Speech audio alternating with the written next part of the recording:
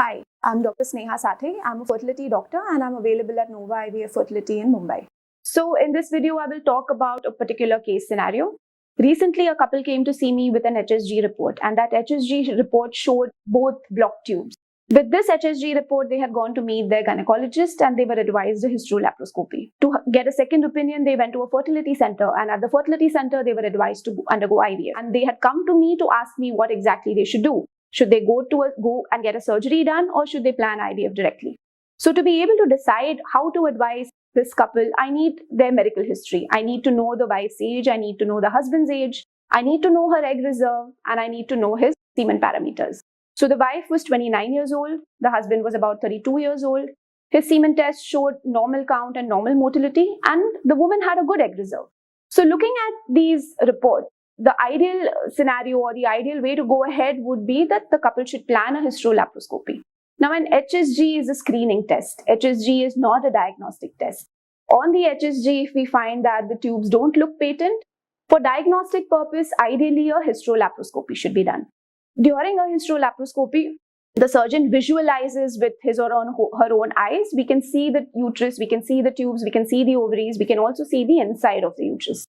So if there is any tubal block, it can be confirmed at the laparoscopy. If it is a minor problem, many times the surgeon is able to do a tubal cannulation and the tubal patency can be restored. So in a young woman with all other fertility parameters being normal, at hystero-laparoscopy, if we are able to restore the patency of the fallopian tubes, the couple after surgery can even try naturally for pregnancy, or they could even plan IUI.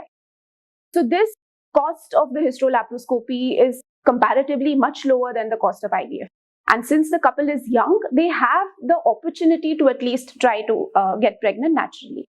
Now, in contrast, if the wife here was, say, 37 or 38 years old, or if the wife was young but the husband's semen parameters showed poor counts or poor motility. Now, in such a couple, rather than advising them to go through a hystero-laparoscopy, the ideal option would be to consider IVF.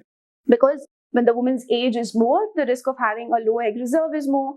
The risk of having genetic abnormalities in the eggs is more. Hence, an IVF would be the right option for a couple when the woman's age is more, say above 35 or above 37, in addition to having blocked tubes on HSG. If the woman was young, but her husband's semen parameters show low count or low motility, having patent or open tubes wouldn't help them get pregnant naturally because of the male factor. And in such scenario, again, IVF with ICSI would be advised rather than going through a hystero-laparoscopy.